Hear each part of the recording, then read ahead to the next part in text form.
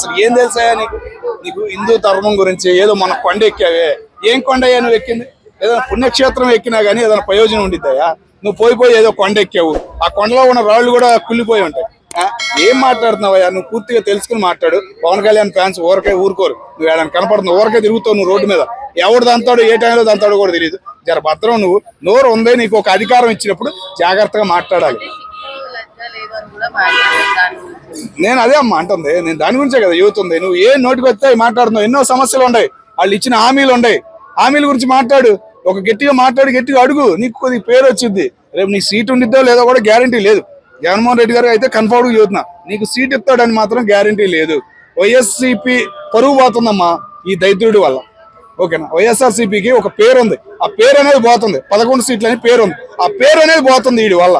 ఈయన ఎందుకు మాట్లాడుతున్నాడు? వీడు ఒక ఎమ్మెల్యే కూడా కాదు. ఆ 11 మంది ఎమ్మెల్యేలోకి ఎవరికో వాళ్ళకి ఇచ్చిన కాసేపు మాట్లాడతారు బయటకు వచ్చి. వాళ్ళు ఎవరు ఏం మాట్లాడతలేదు.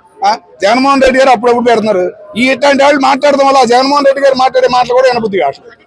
వైసీపీ వాళ్ళ ఏంటంటే ఎవరైతే పవన్ కళ్యాణ్ తిడతారో వాళ్ళకి మాత్రమే సీట్లు అన్నట్టు ఉంటారు. సో అదే పనిగా పెట్టుకుని అదే పని లేదు, ఆశ అనేది పెట్టుకోవద్దు. ఈసారి జగన్మోహన్ రెడ్డి గారికి కొద్దిగా ఆలోచిస్తున్నారు.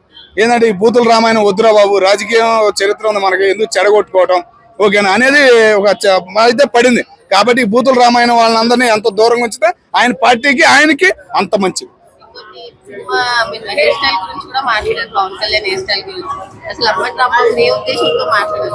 ఆయనకి ఒక పేరు ఉంది, లంబోటు, ఏ రకరకాల పేర్లు అంటారు. కింద కామెంట్లు చూడండి, ఒక పేరు కదా ఆయనకి పెట్టింది, 1,00,000 పేర్లు ఉన్నాయి. ఏంటంటే ఆయన అంటాడు. ఆయన ఎందుకు మాట్లాడుతున్నాడో ఏందనేది తెలియదు.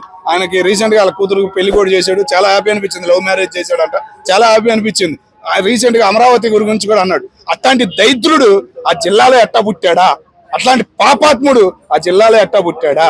ఒక రాజధాని విలువ తెలియని నీచుడు ఆ జిల్లాలో ఎట్టా పుట్టాడా అనే ఫీలింగ్ కలుగుతుంది. అట్లాంటి దైత్రులు పుడతాం వల్లే పుణ్యక్షేత్రం లాంటి గుంటూరు విజయవాడకు ఒక చెడ్డ పేరు వస్తుంది. అట్లాంటి దైత్రుల్ని తరిమి కొట్టాలి. ఈసారి ఆ సత్తెనపల్లిలో నిలబడతాం కాదు, దానిలో కూడా అలౌడ్ చేయకుండా ఉంటే సత్తెనపల్లి అనేది ఒక పుణ్యక్షేత్రం కాబోతుంది మా కోదండరావు గారి వల్ల. దానివల్ల ఈ దైత్రుడిని పూర్తిగా తరిమేస్తే చాలా హ్యాపీగా ఫీల్ అవుతారు. వైసీపీ వాళ్ళు కూడా ఫుల్ హ్యాపీగా ఫీల్ అవుతారని జగన్మోహన్ రెడ్డి గారిని నేను కోరుకుంటున్నాను.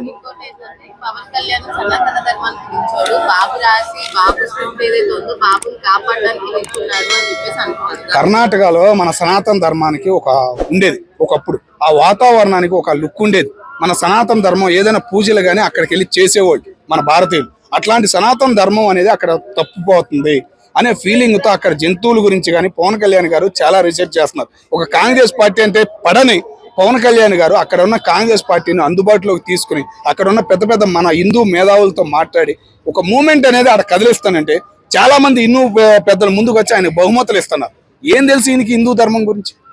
ఏం తెలుసు? ఒక 4 బుక్కులు ఈయన చదివాడు. పవన్ కళ్యాణ్ గారు ఏదో చదివారు అని అంటాం కాదు, ఒక 2 బుక్కులు చదివాడు. అదే బుక్కులు నువ్వు చదువు, ఒక్క బుక్ చదవా. ఆయన చెబుతాడు ఒక డైలాగ్, ఒక సినిమా డైలాగ్ చెబుతాడు. ఆ డైలాగ్ నువ్వు చెప్పు, నువ్వు చూద్దాం. జగన్ గురించే ఫుల్గా రివర్స్ మాట్లాడి జగనే చేశాడు అంటావు. నువ్వు జగన్ పార్టీలో ఉండవు. ఒక్క రోజైనా కరెక్ట్గా మాట్లాడేవా జగన్మోహన్ రెడ్డి గారి గురించి కానీ లేదా ప్రతిపక్షం గురించి కానీ? ఎన్నుండయా నీకు హామీలు? ఎన్నుండే? నీకు ఒక హోదా ఇచ్చాడు జగన్మోహన్ రెడ్డి గారు, ఆ హోదా ఉపయోగించుకోవాలి. సూపర్ 6 ఏమైందని అడుగు.